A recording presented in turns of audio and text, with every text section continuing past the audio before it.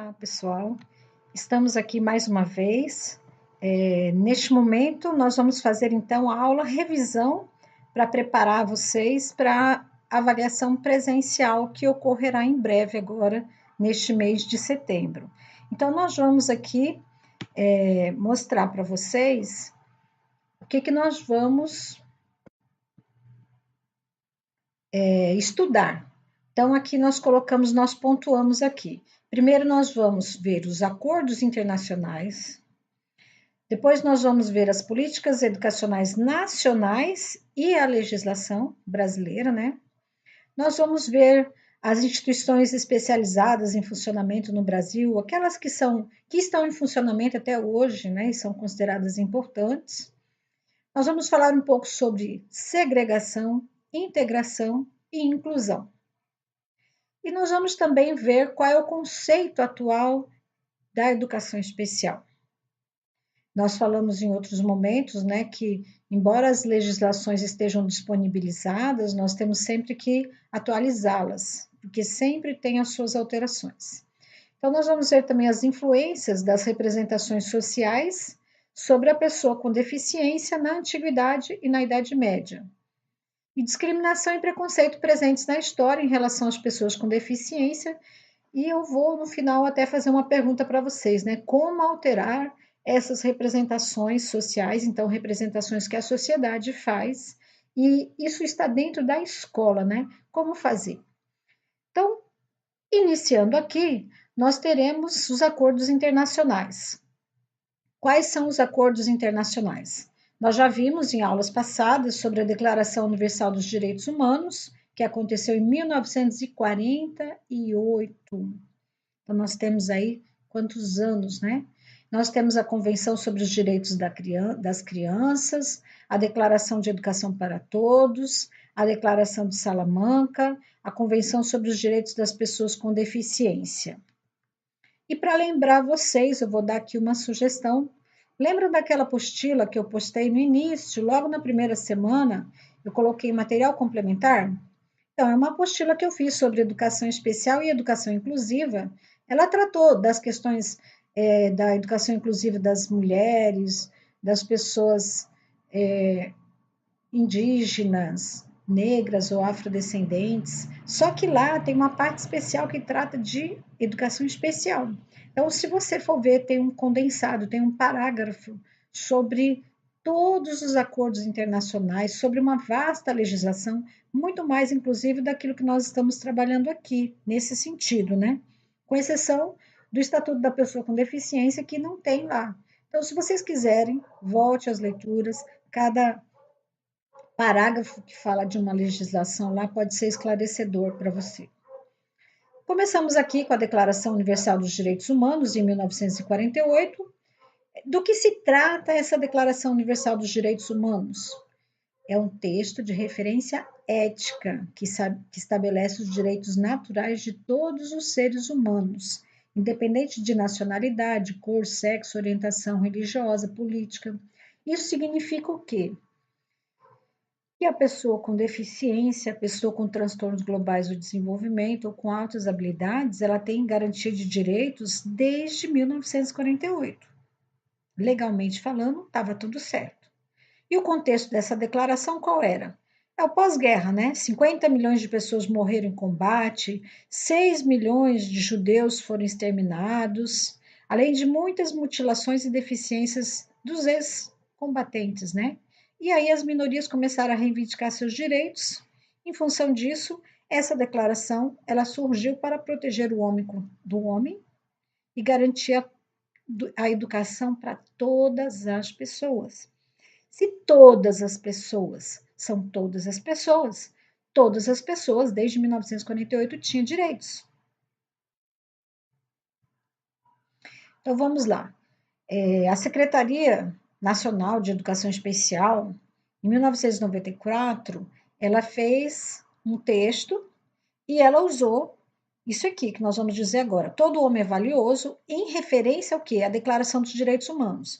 Então, se eu te perguntar na avaliação presencial, para você falar algo sobre a Declaração dos Direitos Humanos, você vai dizer que a declaração falou o quê para você? Ela falou que ela garantiu a educação para todos. Se ela garantiu a educação para todos, veio um texto do MEC e falou o seguinte: todo homem é valioso, qualquer que seja a idade, o sexo, o nível mental, as condições emocionais e antecedentes culturais que possua ou grupo étnico, nível social e credo a que pertence. Então, o que é importante? Eu coloquei aqui, ó, importante. Todo homem é valioso, qualquer que seja a idade, o sexo e o nível mental. Então, a pessoa tem uma deficiência intelectual. Ah, o nível mental dela. Ele é valioso, ele é importante. Este valor é inerente à sua natureza e às potencialidades que traz em si. Todo ser humano, em todas as suas dimensões, é o centro e o foco de qualquer movimento para a sua promoção. E o princípio é válido tanto para as pessoas normais, eu nem gosto de usar esse termo, quem é normal, quem é anormal. É uma dicotomia, que o normal parece o polo positivo e o anormal é o polo negativo. Hoje em dia já está posto que as pessoas têm diferenças, e dentro dessas diferenças, todas elas são válidas e valiosas na elaboração das propostas pedagógicas. Mas nós estamos falando de 1994, então vamos falar das pessoas normais, tanto as pessoas normais e para as ligeiramente afetadas, como também para as gravemente prejudicadas, que existem uma ação integrada de responsabilidade e de realizações pluridirecionais. Aí veio a Convenção sobre os Direitos das Crianças, no seu artigo 23, lá em 1989, a Convenção da ONU também.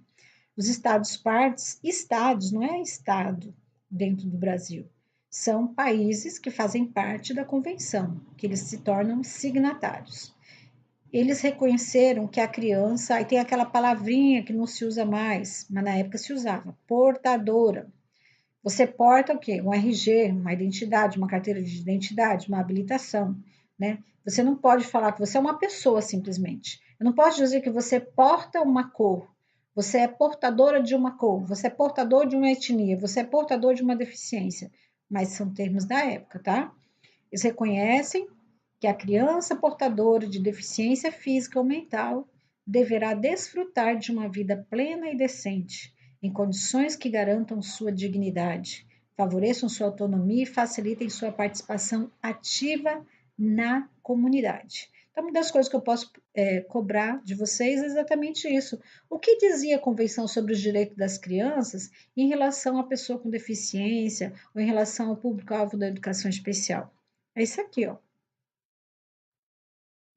Em se tratando de falar, então, da Declaração de Educação para Todos, que ela culminou da onde? Da Conferência Mundial sobre Educação para Todos, em Jointen, Tailândia, 1990. O que é essa declaração? É um plano de ação para satisfazer as necessidades básicas de aprendizagem. Ela promove a universalização do acesso à educação. Se ela universaliza o acesso, ela garante a todos. E a aprendizagem deve acontecer para... Ah, não, mas a pessoa com deficiência intelectual, ela não aprende, professora. Lê do engano, caro acadêmico. A pessoa com qualquer tipo de deficiência, ela aprende. Nós, professores, é que precisamos aprender como que ela aprende. E aí, a Declaração de Salamanca, que foi a Conferência Mundial sobre Educação Especial, ela disse o quê? Que os Estados-partes deveriam adotar sistemas de ensino cujos investimentos propiciassem o desenvolvimento de programas educacionais que respeitassem as diferenças, fortalecessem pesquisas e incluíssem a educação especial em todas as discussões sobre educação para todos. Então, agora tem que ter investimento nos programas educacionais, respeitando diferenças individuais. E qualquer coisa, vamos tratar de educação, tem que incluir educação especial nessa conversa também. A Convenção sobre os Direitos da Pessoa com Deficiência, essa é a Convenção sobre os Direitos da Pessoa com Deficiência da ONU. O pessoal fala a Convenção da ONU. A gente sabe que das crianças também é da ONU, mas quando se fala Convenção da ONU dentro da educação especial, você pode saber que é essa de 2006. tem o decreto legislativo e o executivo aqui no Brasil, para tornar esta convenção uma ementa constitucional. Se ela foi acrescida à Constituição brasileira, é constitucional tudo que consta nela. Então, você não pode dizer que não conhece. Ela garante que todas as áreas de atuação social, tais como saúde, trabalho, acessibilidade, educação, acesso à justiça para a pessoa com deficiência. E aí, como deve ser vista a deficiência no contexto educacional? A partir dessa Convenção da ONU de 2006. A deficiência deve ser considerada como mais uma das características diferentes que devem ser levadas em consideração na elaboração de alternativas pedagógicas que atendam às necessidades especiais de cada estudante. Você, por exemplo, vai ensinar algo sobre trigonometria, seno, cosseno, vai começar a verificar, por exemplo, numa escada, o que acontece, né? Como que a trigonometria colabora com esse movimento de subir a escada. Você tem que pensar na pessoa que apresenta deficiência, mas não falar assim, ela é deficiente, ela não vai poder subir a escada. Como é que eu vou levar esse conhecimento da escada para um cadeirante, por exemplo? Você vai ter que levar em consideração tudo que você levar para a sala de aula agora. É alternativa pedagógica. Você vai pensar que aquela pessoa apresenta uma diferença, não que ele é deficiente, ele não pode. Apresenta uma diferença e você vai pensar numa alternativa. Então, a escola é o local no qual todos devem conviver e aprender com as diferenças individuais. Vamos falar do item 2 agora. Então, passou-se os acordos internacionais mais importantes, mas como eu disse, lá naquele material complementar tem assim um vasto material sobre os acordos internacionais. Existem acordos do Japão, da Bolívia, mas que nós nem falamos aqui. Esses são os que são mais discutidos, né, mais relevantes que nós trouxemos para vocês. Agora nós vamos falar no Brasil, as políticas educacionais nacionais e a legislação. Não é para você ler a Constituição Federal todinha. Se eu te cobrar para você discutir os assuntos da educação especial contidos na Constituição Federal, você não precisa ser formado em direito. Basta você conhecer o artigo 208. Tem lá um inciso que trata especificamente do atendimento educacional especializado às pessoas com deficiência, que nós vamos ver aqui. Da mesma forma, a resolução do Conselho Nacional de Educação, da Câmara de Educação Básica 2 de 2001, institui as diretrizes nacionais para a educação especial na educação básica. Professor, isso não está no livro. Eu quero dizer para você que é importante para o seu conhecimento, porque você vai entrar numa escola e você vai chegar na escola, você tem que saber o que a escola tem que oferecer para a pessoa com necessidade especial, o público-alvo da educação especial. Tem a lei também, que não está neste livro, esse livro não apresentou, o fascículo que foi apresentado a vocês não tem essa lei, mas é a lei de Libras, ela que torna oficial no Brasil a lei de Libras. Por exemplo, o inglês não é a segunda língua oficial do Brasil. Então, a segunda língua oficial do Brasil é a Libras. Tem a Política Nacional de Educação Especial na perspectiva da educação inclusiva também. Além delas, tem outras aqui. A resolução do Conselho Nacional de Educação, da Câmara de Educação Básica, número 4 de 2009, institui o quê? As diretrizes operacionais para o atendimento educacional especializado na educação básica, modalidade de educação especial. Por que você precisa saber? Porque você vai ser um professor ou uma professora de matemática, vai estar lá com uma dificuldade de algum estudante, aí você não vai saber a quem recorrer e o que pode ser feito. Quando você estuda isso, você conhece a legislação e fala, olha, eu sei que tem um atendimento educacional especializado que pode colaborar nas experiências significativas de vivências socioculturais desse estudante. Eu sei que a matemática quem vai ensinar sou eu, professor regente de sala, mas existem ações que podem ser desenvolvidas nas salas de recursos multifuncionais nesse atendimento educacional especializado. Então tá. Então nós vamos ver também a Política Nacional de Proteção dos Direitos da Pessoa com Transtorno do Espectro Autista. Professora, isso também não está no livro. É verdade. Mas quando chegar um autista na sua sala, você conhecendo essa lei, você vai poder saber que se tiver um laudo que comprove, ou se tiver uma avaliação psicopedagógica que comprove que esse estudante precisa ter um professor, um especialista do lado dele na sua sala de aula, então vai facilitar tanto a aprendizagem dele quanto o ensino que você vai dar para a sala toda. Então não fique assustados comigo, eu estou te dando ferramentas para você se apropriar quando você estiver em sala de aula.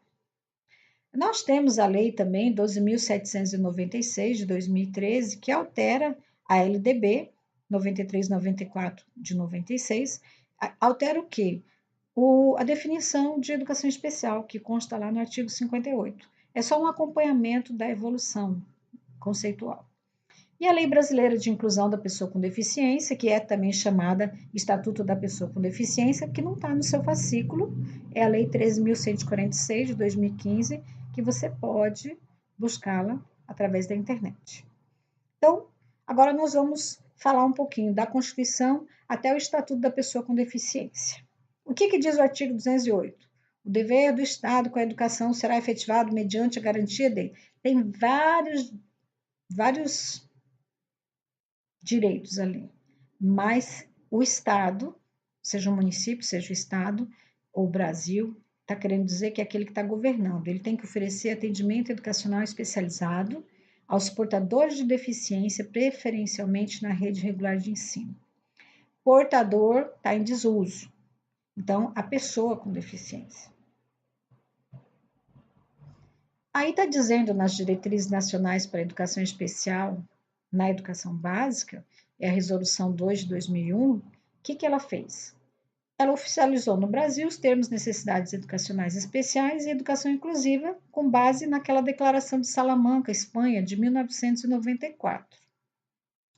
E ela assegurou o atendimento educacional especializado concomitantemente, sempre que evidenciada a sua necessidade. Então, o estudante vai para a escola, vai lá para a sua sala de aula, tem aula de matemática, de português, geografia, aí no horário contrário, no contraturno, ele é atendido nessa sala de recursos multifuncionais pelo serviço do atendimento educacional especializado. Então, se ele é cego, ele vai aprender braille, se ele tem baixa visão, lá vai usar uma lupa eletrônica para fazer as leituras. Você, como professor de matemática, está precisando ampliar alguns materiais, ou está precisando tornar o material mais acessível, você vai procurar o professor, vai dar o material para ele, ele vai te ajudar, vai ampliar, vai melhorar a apresentação desse material para qualquer pessoa que esteja vinculado lá ao AEM. E aqui também deu uma definição, essa resolução 2 de 2001, ela deu uma definição da educação especial. O que seria, então, educação especial por meio dessa resolução? É um processo educacional definido por uma proposta pedagógica que assegure recursos e serviços educacionais especiais organizados institucionalmente para apoiar, complementar, suplementar e, em alguns casos, substituir os serviços educacionais comuns, de modo a garantir a educação escolar e promover o desenvolvimento das potencialidades dos educandos que apresentam necessidades educacionais especiais em todas as etapas e modalidades da educação básica. O importante é você dizer, você verificar aqui, que está dizendo, em alguns casos, substitui até os serviços, mas a política atual é de inclusão. Então, todos os investimentos dos recursos federais estão sendo para a inclusão, só que o governo federal, estadual e municipal ainda faz alguns repasses para as instituições especializadas para manter ainda convênios, acordos de parceria, porque pessoas são pessoas e elas precisam de atendimentos. Essa lei, que também não está lá no seu fascículo, 10.436 de 2002, a título de conhecimento, é a Lei de Libras, reconheceu a língua brasileira de sinais como meio legal de comunicação e expressão. Se você for procurar essa lei, você vai ver uma série de atitudes que os sistemas de ensino agora devem ter para com a Libras. A Política Nacional de Educação Especial na perspectiva da educação inclusiva, em 2008, ela veio para quê? Para confrontar as práticas educativas discriminatórias e buscar alternativas para superá-las. Os pesquisadores, elaboradores desse documento, eu já disse isso na outra, eu acho que foi na web ou numa outra aula, eles reconheceram que o acesso estava acontecendo aos sistemas de ensino. O problema era que, quando o estudante não se enquadrava nos padrões homogeneizadores da escola, eles acabavam sendo excluídos. Ele matriculou, porque ninguém nega mais matrícula para a pessoa público-alvo da educação especial. Só que ele mesmo fica lá, varrendo a escola, fica sem aprender, o professor dá outra coisinha para ele fazer em sala de aula, mas não ensina. Isso está errado. Então, essa política ela veio para resolver isso. A escola não estaria preparada para lidar com as diferenças individuais. Então, como é que nós vamos fazer? É importante que você leia toda essa política aí. Então, a política, ela falou o quê? Qual o objetivo dela? Assegurar a inclusão escolar de todos os alunos com deficiência, transtornos globais de desenvolvimento e altas habilidades, superdotação. Então, ela vai orientar o sistema de ensino para garantir o acesso, a participação, a aprendizagem, a continuidade. Ah, terminou o quinto ano, tá, pode ir embora? Não, vai continuar. Terminou o ensino médio? Vai para a educação superior. E assim, essa política, ó, vamos dar formação aos professores, vamos fazer tudo que seja possível. Mas desde a década de 90 estava falando isso. Mas desde a Declaração dos Direitos Humanos também falava que a educação era para todos. Então, agora, vamos dar acesso à família, vamos promover a inclusão. Aí, em 2009, a resolução do Conselho Nacional de Educação, da Câmara de Educação Básica, número 4 de 2009, institui o quê? As diretrizes operacionais para o AEE, Atendimento Educacional Especializado, na educação básica. Nós já vimos que educação básica é o quê? Educação infantil, ensino fundamental e médio. Então, essa modalidade de educação especial, ela vai atuar agora dentro da escola de que jeito? Dentro das salas de recursos multifuncionais, no atendimento educacional especializado. E veio um decreto de 2008 que instituiu o AEE. Eu já disse em outros momentos que tem um outro documento do MEC, em 2007, institucionalizando as salas de recursos multifuncionais, mas desde 2005 o governo federal começou a implantar em todo o país. Mas em 2011, por conta da política de inclusão educacional, eles queriam fechar as instituições especializadas, como eu já disse também. Então, houveram movimentos sociais em Brasília, principalmente por meio dessas instituições especializadas, e elas foram mantidas, inclusive recebem até hoje recursos por meio de acordos de parcerias com os governos. E tem a dupla matrícula, né, que é recursos financeiros para o mesmo estudante 2 vezes. A pessoa é público-alvo da educação especial, está na escola, está no AE, então a escola recebe 2 vezes, duplicadamente os recursos, porque esse aluno ele é contado 2 vezes. Então, o atendimento educacional especializado é o conjunto de atividades, recursos de acessibilidade pedagógicos, organizados, institucional e continuamente, de forma complementar aos estudantes com deficiência e com transtornos globais do desenvolvimento e de forma suplementar aos estudantes com altas habilidades de superdotação. Então, ele complementa para quem tem TGD e deficiência e suplementa para quem tem altas habilidades. Por quê? Porque quem tem altas habilidades precisa de mais conhecimentos. Aí ele fica muito intrigado com determinado assunto e ele precisa se aprofundar naquele assunto. Então, tem que ser de forma suplementar. Complemento é quando eu não consigo compreender um conceito, mas eu preciso desenvolver atenção, eu preciso desenvolver alguns comportamentos, então eu vou lá na sala de recursos multifuncionais e vou aprender. Ou eu preciso aprender a Libras, ou eu preciso aprender o Braille, ou eu preciso de um material ampliado. Aí complementa, o AE complementa. Agora suplementa quando é para se aprofundar. Tem essa lei, que eu também já me referi a ela, mas ela não consta no fascículo, a Política Nacional de Proteção dos Direitos da Pessoa com Transtorno do Espectro do Autista. Então, é isso que eu falei no início, é a Lei 2.764, do dia 27 de dezembro de 2012. O que é importante para você, professor? Em casos de comprovada necessidade, a pessoa com transtorno do espectro autista, incluída nas classes comuns de ensino regular, nos termos do inciso 4 do artigo 2º, terá direito a acompanhante especializado. É uma pessoa da educação especial que vai estar na sala te ajudando.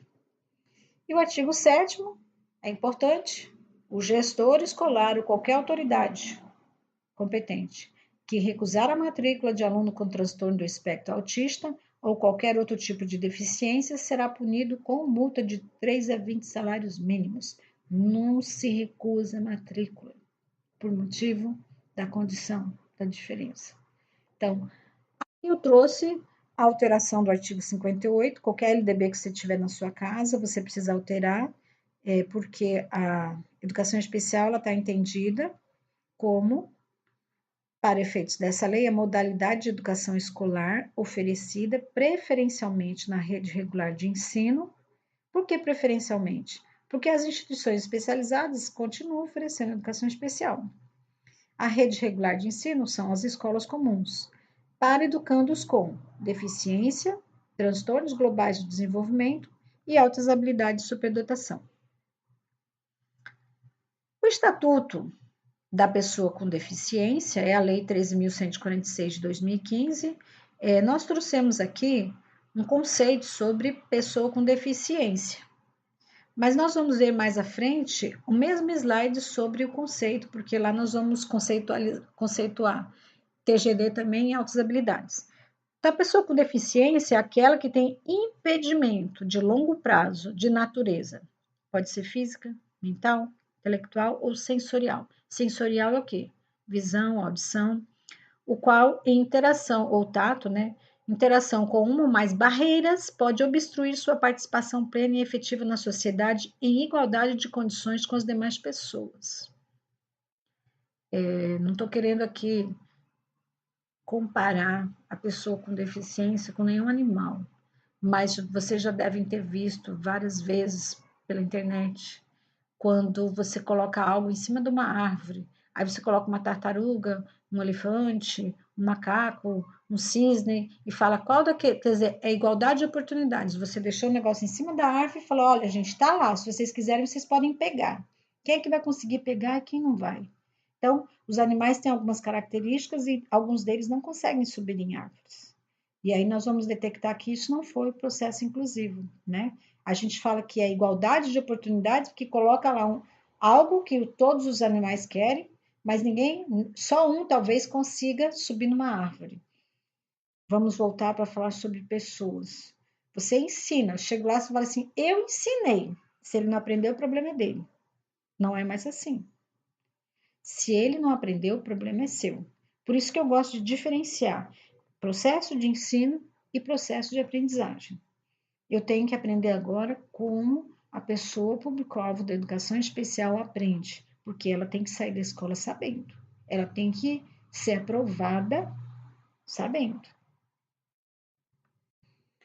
E a educação, segundo essa lei, o Estatuto da Pessoa com Deficiência, ou a Lei Brasileira de Inclusão da Pessoa com Deficiência, a educação constitui direito da pessoa com deficiência, direito assegurado o sistema educacional inclusivo em todos os níveis e aprendizado ao longo de toda a vida, de forma a alcançar o máximo desenvolvimento possível de seus talentos e habilidades físicas, sensoriais, intelectuais e sociais, segundo suas características, interesses e necessidades de aprendizagem. Parágrafo único. É dever do Estado, da família, da comunidade escolar, você, professor, e da sociedade, você também, cidadão, assegurar a educação de qualidade à pessoa com deficiência, colocando-a a salvo de toda forma de violência, negligência e discriminação. Então, se você for negligente, de acordo com essa lei, o menino está lá, mas eu já vi os outros professores também, ninguém ensinou, só passou, a gente passou ele. Você está sendo negligente. Então, o público-alvo da educação especial é pessoas com deficiência, transtornos globais do desenvolvimento e altas habilidades de superdotação. Aqui está o mesmo conceito de deficiência, que eu já falei agora há pouco. Quem são as pessoas com transtornos globais do desenvolvimento? É São pessoas que apresentam um quadro de alterações no desenvolvimento neuropsicomotor, comprometimento nas relações sociais, na comunicação ou estereotipias motoras. Inclui-se nessa definição alunos com autismo clássico, síndrome de Asperger, síndrome de Rett, transtorno desintegrativo da infância, psicoses e transtornos invasivos em outra especificação. As pessoas com autismo, elas têm inteligências preservadas que na infância, em todo o desenvolvimento, precisam ser trabalhadas para que se desenvolvam. E tem estudantes que não vão na escola, têm autismo, espectro do autismo, e eles acabam, essas inteligências que são preservadas num determinado período, se passar do prazo de você estimulá-las, podem ser perdidas. Então, esses estudantes precisam estar na escola. As pessoas com altas habilidades e superdotação, como eu já disse, não são gênios. São pessoas que têm alta habilidade, por exemplo, na área das línguas, nas línguas. Tem gente que aprende inglês, francês, espanhol, libras com muita facilidade. Tem gente que é ótima em matemática, tem gente que é ótima em astronomia, tem gente que é ótima. Então, eu já disse para vocês, pode ser uma área só. A pessoa pode ser péssima em matemática e língua portuguesa, mas na música compõe desde criancinha. Então tem altas habilidades. Ah, então quer dizer que não é. Eu pensei que tivesse que ser bom em tudo. Não. Não é, nós não estamos falando sobre genialidade, nós estamos falando sobre altas habilidades. Nós temos uma questão aqui também que eu queria trazer para vocês, que não está no fascículo, mas é importante vocês ficarem sabendo. Existe algo que se chama transtornos funcionais específicos. E eu já coloquei ali a matemática logo no começo, ó, descalculia. O que é isso? Inclusive, na própria UFAC, tem gente fazendo mestrado que defendeu dissertação nessa área. É um distúrbio em processar números e conceitos matemáticos. Você vai encontrar pessoas que têm problemas. E agora? É um transtorno funcional específico. Manda para o AE? Não pode. Como não, professora? Você falou que podia. Podia o quê? Podia quem tinha deficiência, quem tinha transtorno global de desenvolvimento, quem tinha outras habilidades.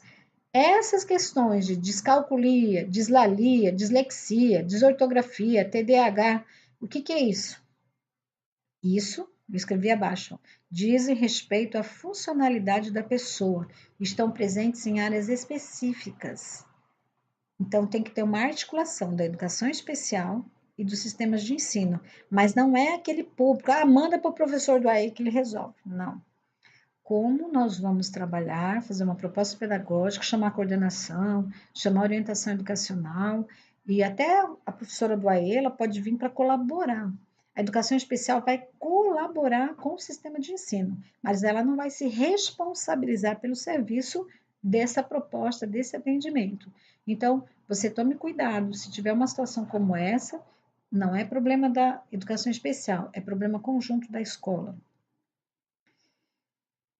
Uma outra questão que eu coloquei para vocês é quais são as instituições especializadas em funcionamento no Brasil? Lembra que eu falei daquele decreto 7611 de 2011, do dia 17 de novembro de 2011? Houve todo um movimento em Brasília para o Instituto Nacional de Educação de Surdos, o Instituto Benjamin Constant, aqui é para o surdo, primeiro, né, Educação de Surdos, e Constant, Benjamin Constant, para pessoas com deficiência visual, baixa visão, cegueira. A Sociedade Pestalozzi, a APAE, Associação de Pais e Amigos dos Excepcionais, a Associação de Amigos do Autista, e tem outras que seguem existindo até hoje. Para te dizer o quê? Que, concomitantemente às escolas inclusivas, ainda existem instituições em funcionamento e tem estudantes, tem pessoas que só estão nessas instituições, não estão nas escolas, mesmo até por conta da faixa etária. E essas instituições, elas podem oferecer o atendimento educacional especializado. Então, poderá ter alunos, estudantes numa escola e recebendo algum atendimento lá sem problemas, sem ferir a legislação. O item 4 fala sobre segregação, integração e inclusão. Vocês têm no fascículo de vocês esse assunto, que seria então segregação, integração, inclusão. Pude, Ctrl F, F7. Então, agora, Então, agora vamos notar aqui o que seria a diferença de uma sociedade que se utiliza de atitudes segregadoras, integracionistas ou inclusivas. Nós temos aqui o exemplo de segregação. Vamos pensar que as pessoas, público-alvo da educação especial, sejam essas estrelinhas azuis. Então, quem conhece, talvez vocês nunca conheceram, mas se um dia tiver a oportunidade de conhecer Brasília. Brasília tem um formato de um avião. Só que em torno da capital brasileira existem cidades satélites. Essas cidades satélites, elas foram construídas para receber os construtores, os verdadeiros construtores de Brasília. Então, quem foi para Brasília para construir a cidade, acabou indo morar na cidade satélite. Então, eles ficaram à margem. Isso se chama ser pessoa marginalizada, que estão à margem.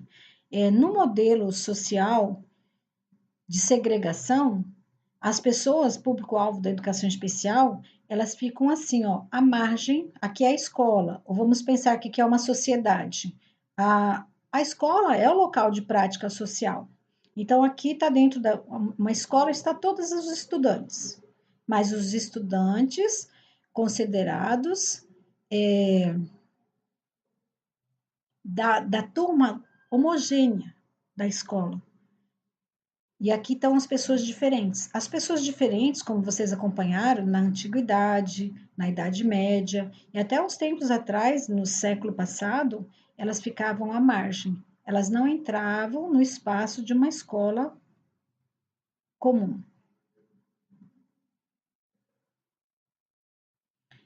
Depois, com o advento de novos conhecimentos, da ciência, os estudos mais avançados, eles começaram a entender que o modelo da integração resolveria, ou seja, vamos colocar as pessoas com necessidades educativas, educacionais ou público-alvo da educação especial dentro da escola. Mas agora,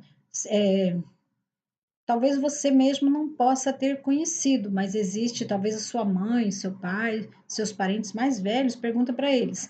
Sempre tinha dentro da escola um lugar para pré-escola, que era hoje seria educação infantil, e o outro lugar para educação especial, que eram as classes especiais. Por ser criancinhas bem pequenininhas, a pré-escola ficava longe dos meninos considerados mais adultos, né? Mais adultos não, porque criança não seria adulto, mas assim, das crianças mais velhas, dos anos do ensino fundamental, digamos que na época seria primeiro grau. Então, houve um momento em todas as escolas em que as criancinhas da pré-escola ficavam no cantinho e as classes especiais também ficavam no cantinho, separado. Eles são especiais, eles precisam de atendimento especializado, com especialistas, com professores que entendem deles, e eles são diferentes. Então, vamos colocar eles numa salinha à parte. Assim como tinha pré-escola, tinha também as classes especiais. Esse aqui é o modelo de integração. O estudante ele fica dentro da escola, entra dentro do espaço escolar, come da merenda, mas às vezes a merenda chega lá para eles, a alimentação escolar chegava para eles de forma diferenciada. Eles ficavam na sala, comiam ali, ou em outras práticas escolares eles poderiam até comer durante o intervalo com os outros. Mas na hora de estudar, eles iam para aquela sala específica, separado dos outros. Esse é o modelo de integração. O aluno vai para a escola, mas ele só entra numa sala comum caso ele esteja adequado para as práticas educativas utilizadas naquela sala. No modelo da inclusão é diferente. Olha onde é que estão as estrelas. Até antes ali do nome escola eu coloquei umas estrelinhas ali atrás. Eles estão totalmente espalhados em todos os espaços, em todas as salas de aula comum estão as pessoas público-alvo da educação especial. Esse modelo da educação inclusiva, agora a proposta pedagógica da escola é que tem que se adequar às diferenças individuais, porque já se coloca o princípio de que todas as pessoas são diferentes. E essa diferença, ela não tem que ser escondida. Ah, não, ele não é diferente, vamos tratá-lo igual. Você não pega agora uma proposta, você não vai ensinar, como eu te falei, trigonometria, seno, cosseno, tangente, como se estivesse explicando para todos e ele que se vire. Não. Você vai ter uma preocupação. Como é que ele vai aprender isso? Que situações de aprendizagem eu vou propiciar para que ele aprenda? E você vai notar com o tempo que quanto mais você se preocupa em dar uma boa aula para atender aquela necessidade específica do estudante que está na sua sala, os outros vão compreender melhor. Porque você para de encher quadros e quadros de atividades, você para de dar aquele monte de coisa que às vezes outras pessoas achavam que você repetindo, repetindo, repetindo, você ia aprender. Você começa a trazer mais qualidade para suas aulas.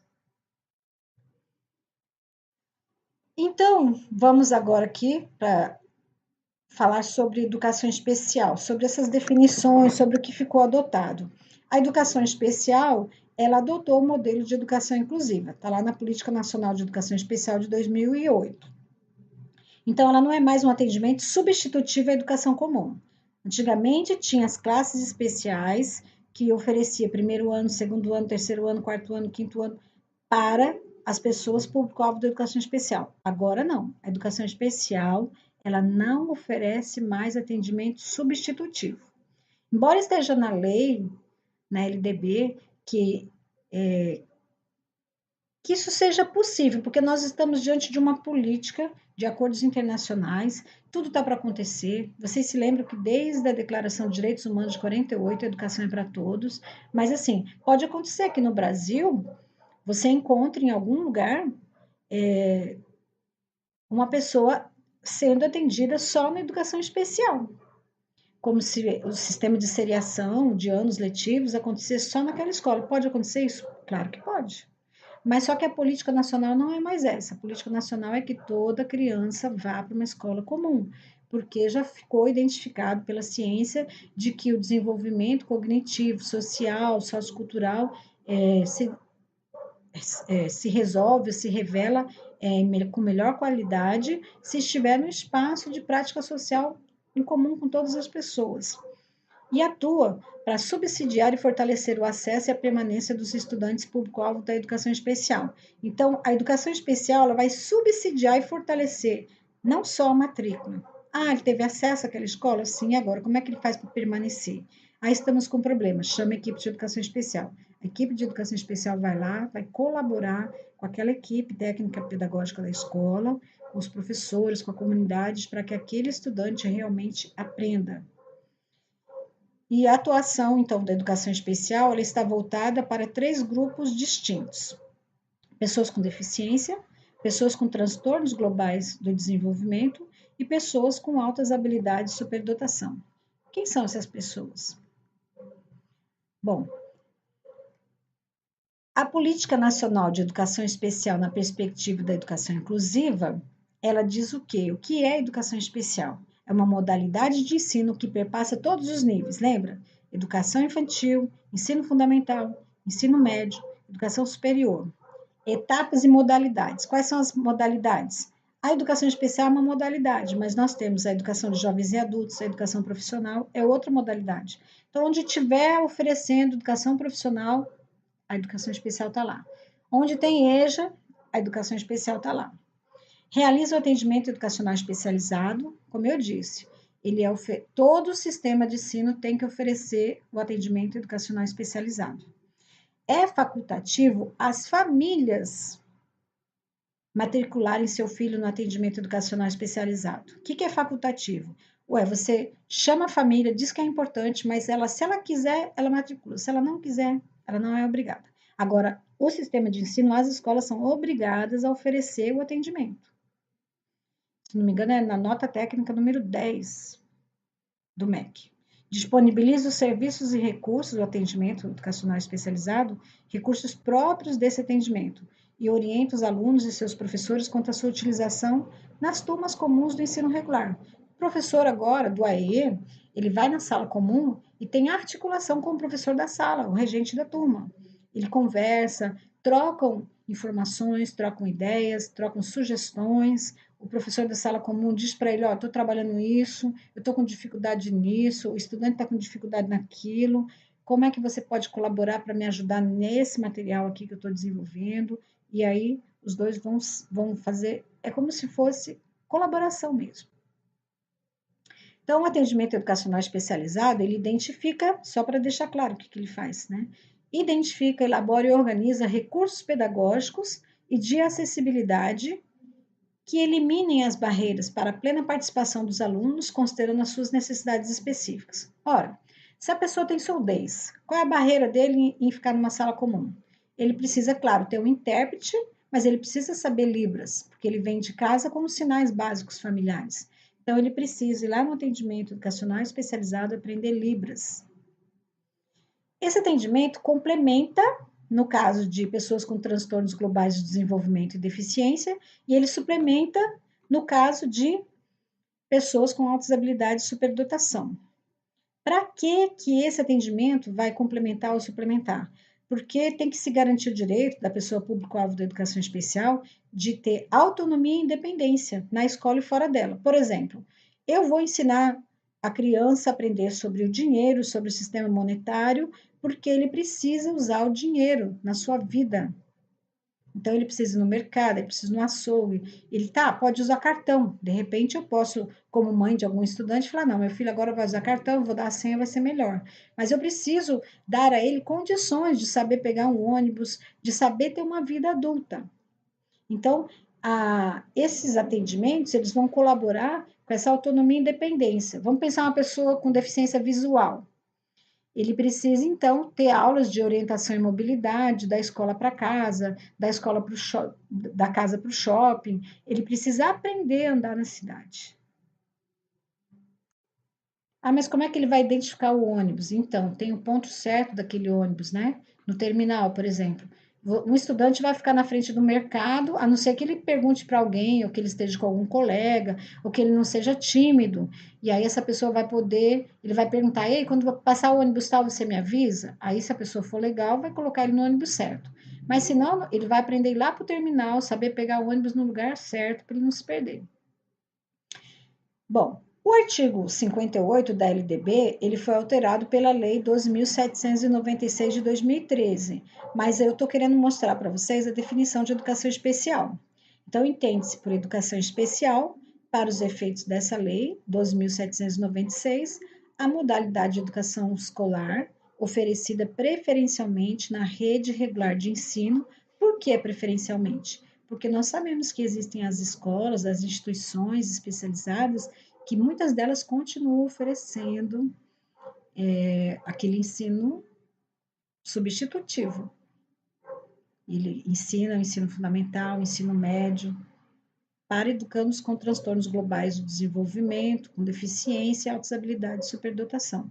Então, a educação especial é oferecida preferencialmente na rede regular de ensino. No caso de poder oferecer algum atendimento educacional especializado dentro das instituições, ela também oferece lá. Agora vamos passar para outra parte que pode cair na prova, é as influências das representações sociais sobre a pessoa com deficiência na antiguidade e na Idade Média. Então, nós temos, é só para recapitular. Você se lembra que na Grécia Antiga, isso é para você tiver conversar, mostrar que você tem conhecimento na área, né? Então, você vai lembrar que lá na Grécia Antiga, o culto ao corpo, lembra dos heróis? A perfeição e aos ideais atléticos, eles eram heróis. O que eles faziam naquela época? Eles pegavam o coração dos homens inimigos, enquanto aqueles homens estavam ainda vivos. Então, quando eles se confrontavam naquelas Olimpíadas, né? Eles tinham que mostrar força. Então, levava as pessoas com deficiência a serem sacrificados ou escondidos. Por quê? Porque uma pessoa com deficiência não ia representar uma coisa boa para uma família.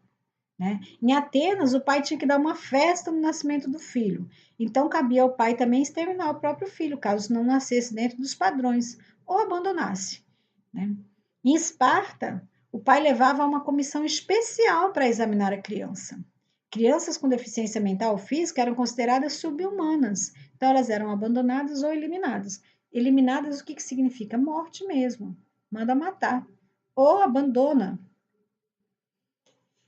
Na Roma Antiga, eles asfixiavam os recém-nascidos mal constituídos. e afogavam crianças débeis ou anormais. Isso você se lembra, é uma das primeiras aulas que você teve. Na Idade Média, crianças nascidas com malformações tinham castigo ou ira de eles. A Idade Média ela foi marcada pelo cristianismo, né?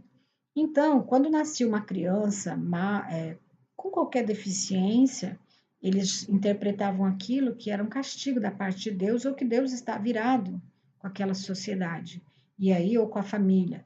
Então, principalmente a população que seria popular mesmo, camada economicamente menos favorecida, levava para fazer benzeduras, levava para as igrejas para o exorcismo, utilizava-se de produtos naturais. Então, o cristianismo ele deu novos valores éticos às pessoas, né? Então, aí teve aquele conflito: vamos fazer caridade ou vamos castigar? Porque antes se castigava. E aí eles atenuaram o castigo, transformando isso num confinamento. Nossa, professora, é só o passado, mas veja bem que é um passado que ficou na nossa história, porque essas classes especiais lá no cantinho dentro das escolas são uns resquícios dessa época.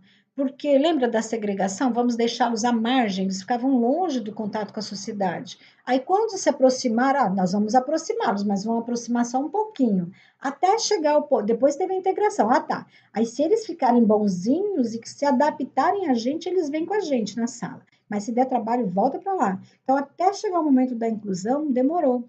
Então, o que eles transformaram? Em vez de castigar, vamos levá-los a um confinamento. Confinar e colocar naquelas instituições só para eles. Então, nós vimos, então, que a discriminação e o preconceito sempre estiveram presentes na história em relação às pessoas com deficiência. E aí eu coloquei uma pergunta, né? Como alterar as representações sociais na escola hoje? A história conta as diferentes atitudes que mantiveram à margem do convívio social as pessoas público-alvo da educação especial, por causa do medo, por causa da ignorância, do preconceito, de certos tabus. A gente vai escutando da nossa família, ó, não chega perto daquele menino, não, de repente dá um chute. E eu já levei chute, sim, de pessoas com transtornos globais de desenvolvimento, jovens de 16 anos que nunca tinham saído de suas casas, 14 anos, de repente vai para uma escola. Então, eles iam para determinados atendimentos ali, mas a primeira coisa que eles tinham que fazer é se socializar. Então, por conta desses tabus, muitos pais até orientaram você a não tomar nenhuma atitude, né? A não ficar perto desses meninos. Então, a discriminação e preconceito presentes na história em relação às pessoas com deficiência. Como alterar isso? Eu trouxe para vocês alguns resumos que eu mesma fiz aqui digitando para vocês, mas eu me recordo de ter lido certa vez a professora Enicéia Gonçalves Mendes, da Universidade Federal de São Carlos, num texto dela de 2009, anais do evento que teve lá, e eu vou ler aqui. Teve resultados de suas pesquisas nas quais se entendeu que as pessoas, para alterar as suas representações sociais sobre as pessoas com deficiência, com TGD e AHSD, que é altas habilidades de superdotação, deveriam então serem confrontadas com suas presenças em todos os ambientes socioculturais. Desde a década de 90, começaram a fazer as formações. Mas por que que você pode perguntar para um professor hoje, ele pode dizer assim, até hoje eu não tive formação. Ah, hoje que eu participei de uma formação esse ano. Porque a rotatividade dentro das escolas é muito grande, muito alta. Então, nem todos os professores o tempo todo passaram pelas formações para atender os estudantes, público-alvo da educação especial. O que teve que acontecer? Se desde a década de 90, até no caso, na pesquisa dela de 2009, se detectou que os professores não estavam preparados, que a representação social, o que significa? Como que a sociedade representa a pessoa com deficiência? Então, se nada disso tinha mudado, o que tinha que ser feito? Olha lá, deste modo, enquanto muitos professores reclamavam da presença desses estudantes nas salas comuns, essa exposição fez com que a formação continuada efetivamente encontrasse êxito. Então, eu estou reclamando, eu recebi um aluno, eu não sei lidar com ele, mas ele está ali na minha frente. Esse confronto me fez buscar o conhecimento para saber lidar com ele. Então, isso que foi importante.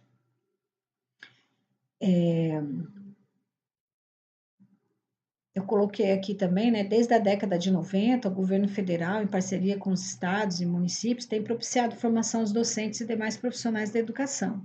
Então, esses estudantes, eles foram incluídos paulatinamente na sala de aula comum. Que o atendimento educacional especializado, ele foi iniciado em 2005. 2007 teve um documento para que isso se efetivasse em todo o Brasil. Em 2008 teve o primeiro decreto, foi alterado pelo outro decreto 2011, mas teve uma resolução em 2009, a 4. Então, com o tempo, a própria legislação foi adequando a permanência e os atendimentos para uma escola inclusiva. E aí, Antônio Nova falou algo importante para você. Ele identifica exatamente essa necessidade do professor passar por uma experiência, ser confrontado com a ausência de conhecimento sobre essa experiência para que o efeito da formação aconteça. Então, às vezes, você vai terminar a sua graduação ou você vai aprender algumas coisas na graduação, mas você não está usando agora. Então, talvez esse conhecimento se perca. Agora, por outro lado, se você estiver sendo confrontado por uma situação que exige um conhecimento e esse conhecimento esteja sendo apresentado para você neste momento, ele vai ser mais efetivo, mais contundente na sua vida. Severino, em 2012, também ele falou que as questões subjetivas do professor em querer aprender sobre. Então, somente quando os professores foram confrontados com a presença e a não aprendizagem de alguns estudantes que apresentavam diferenças na aprendizagem, é que começou a aprofundar-se nos estudos. Eu me lembro que na década de 90, em 97, eu me mudei para a capital de Rondônia, em Porto Velho, comecei a elaborar projetos de formação para os professores receberem os estudantes especiais. Nenhum queria fazer. E a psicólogo, orientador, coordenador, os próprios diretores das escolas, os gestores escolares, mandavam só a equipe técnica. Por quê? Ele ia tirar um professor de sala de aula para ir aprender alguma coisa? E o professor falava: não, eu também não quero ir, não, porque se eu for, e aí eu vou ficar sabendo como lidar com eles, eu vou ter que ter esses meninos na minha sala, então eu não quero. Então, o que eu quero dizer é que não adiantou esse monte de atividades, não. Precisou que os próprios professores passassem por esse confronto para ter esses estudantes. Tardif fala sobre os saberes experienciais, adquiridos na reflexão de suas experiências em seu trabalho. Por exemplo, eu posso dizer, eu tenho 35 anos, 36 anos de trabalho, tenho 36 anos de experiência. Eu vou estar falando errado, porque eu posso ter tido um ano de trabalho, eu posso ter reproduzido este um ano nos meus 35 anos de trabalho e nunca ter refletido sobre. O fato de eu não refletir sobre os saberes, as experiências pelas quais eu passo na escola, não me faz um professor experiente. Então, esses saberes experienciais que Tardif fala, eles são adquiridos na experiência quando você reflete sobre aquilo que você passou, como que você agiu, como deveria ter agido, como que você vai mudar daqui para frente. Peninha, Sônia Peninha, ela é professora, Tardif é um educador do Canadá. Peninha é da USP, em São Paulo. E ela também fala no texto dela de 2009 sobre profissão docente, a importância do vivido no trabalho docente, que faz com que o professor tome algumas decisões, altere algumas outras. Você passa por vivências, essas vivências vão fazendo você tomar uma orientação ou outra, porque não é o conhecimento que você vai trazer da universidade, agora você está pronto, professor. Não. Você vai passar por desafios e esses desafios vai fazer com que você tome algumas decisões, altere outras que você achava que seriam corretas antes. E Michael Apple, que é americano, tem um livro de 2017, ele discutiu um modelo de escola cidadã em Porto Alegre. Embora ele seja americano, ele faz uma parceria com o professor do Rio Grande do Sul.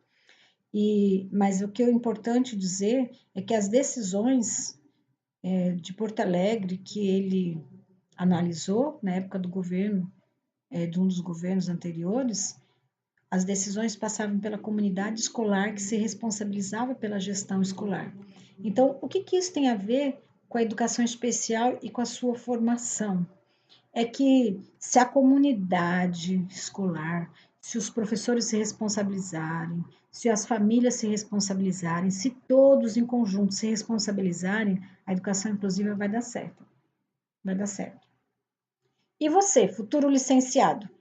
para lecionar. Como propõe alterar as representações sociais equivocadas e marcadas pela história? Eu quero que você responda isso. Eu vou colocar de novo. Como propõe alterar o que a sociedade representa sobre esses sentimentos de medo? Ai, eu não quero saber de aluno com deficiência. Ai, eu não quero saber de um autista. Ai, eu não quero altas habilidades. Não quero. Como que você pensa? Mudanças dentro da escola, dos estudantes, dos professores, da equipe técnica. E assim nós fechamos a nossa aula. Deu uma aula de 1 hora, bons estudos e boa prova. Até